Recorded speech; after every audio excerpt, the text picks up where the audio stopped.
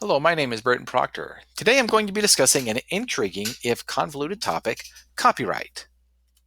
The main goals of copyright are to encourage the development of culture, science, and innovation, while at the same time providing a financial benefit to copyright holders for their works. For most of my life, I have always seen this encircled C as a message. Mine, you cannot use, owned by somebody else, and that seems simple enough. However, once I joined the working world, in this case as a teacher, I began to run into challenges of how to create materials tailored specifically to the engagement of students. The issue I found is that if I had an unlimited amount of time, I could create all the resources I need to be successful in class. But I don't, and neither does anyone else. So, how can I create something students will relate to, find engaging, and not get sued? I will cover the fair use of copyrighted material as it relates to images or pictures in the classroom. Then, three different scenarios specifically using images or pictures or worksheets in the class. Fair use was created to all people to build on what others have created. More specifically, according to U.S. copyright, it promotes freedom of expression by permitting the unlicensed work of copyrighted protected works in certain circumstances.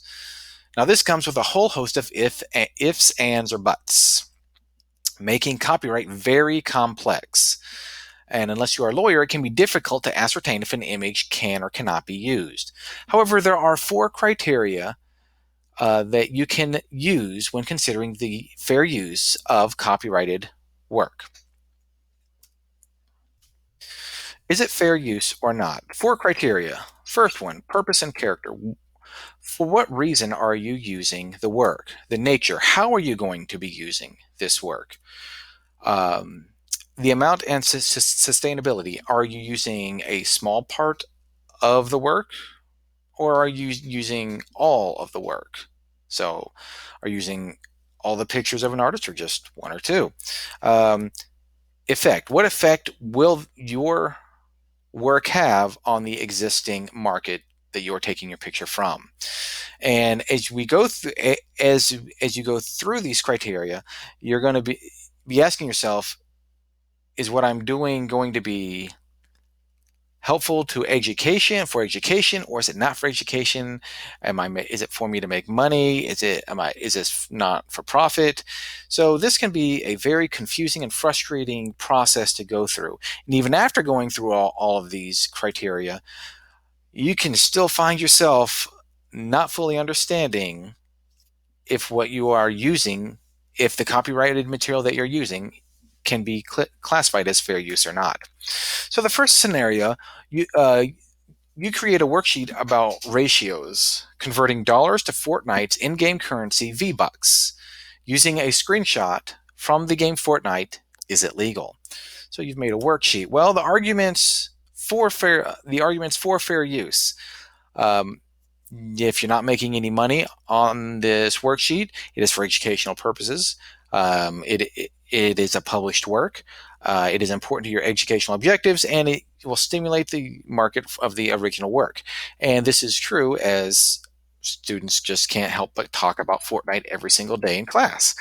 Arguments against fair use. Well, numerous copies will be distributed amongst the class. And if you're selling this such as on teachers by teachers, you'll be profiting from the work, and that will not help your case to advocate for fair use. So conclusion.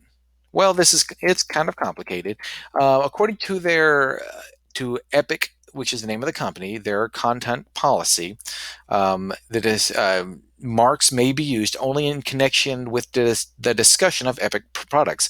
So you are technically discussing the product you're using in a math problem, and fan content must have no commercial value.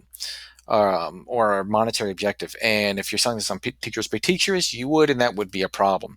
So the solution is ask for permission. Email Epic, hey, do you mind if I use this? Next scenario, you create a web quest involving budgeting. You want to use pictures from Zillow when choosing a place to live. Is that legal? Well, arguments for fair use of these pictures that you are pulling off Zillow.com and putting them on your worksheet. It is for assuming it is nonprofit, you are using it for teaching. It is important to your educational objectives. Stimulates the market for the original work. Students now know what Zillow is. I would think Zillow would want me to do that, right? And restricted access. They will only the students will get these worksheets. So technically, okay, sounds good so far.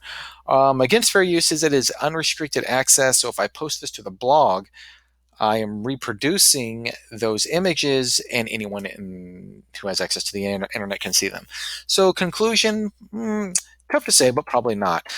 Under their user agreement, under Article 9, it says user agrees to not reproduce and then underlying images. So, the solution here would be to take your own pictures of a house, or again, ask Zillow, hey, do you mind if I use these pictures? Last scenario, you take a picture or a screenshot of a homework for that night and post it on social media. Is that legal? For fair use of this copyright, assuming it's copyrighted material, you are using it as nonprofit. Profit. You're not selling it. It is it necessary to achieve the intended educational purpose? Sort of. Okay, yeah. Students can access it and do it at home. Important to educational objectives. Students can access it at home, so I could argue that. A small portion of work is used in picture. That's assuming I don't actually post the entire thing. Now, if I post the entire assignment, the entire worksheet, that is going to be a problem. And I also do not lawfully own it. And I probably, if it's even if it's free, if I didn't purchase it, I definitely can't put it up. And anyone can access my blog. So it is the conclusion is that it is situational, but no, do not do this. You may get sued. One of the deciding factors is if you put the entire work on the web.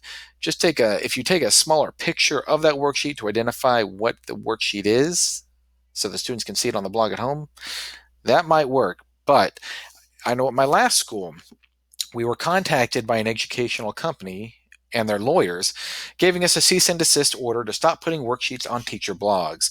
Now these worksheets said they were free. However, they were copyrighted. We could not do that. Learned the hard way. Now, again, it may be okay if you only use a small portion of the work to identify the assignment. So take a little screenshot or of just the top part of the assignment. Maybe that might work. The solution here is to use a link. Do not post it. So how to overall avoid copyright infringement? Well, use copyrighted material for fair use. Always give attribution. Under each picture in this presentation, you see lettering and wording saying where I got it from and the license that I'm using it under. Creative Commons does a good job with simplifying some of the copyright lingo for everyone to understand. Read the terms of use section wherever you get the image from. Contact the owner of the image. Create your own images. Use a fair link checklist. Those are available on multiple websites. I looked at Texas A&M Central Library, and it was very informative. And don't post images, post links to either images or pictures.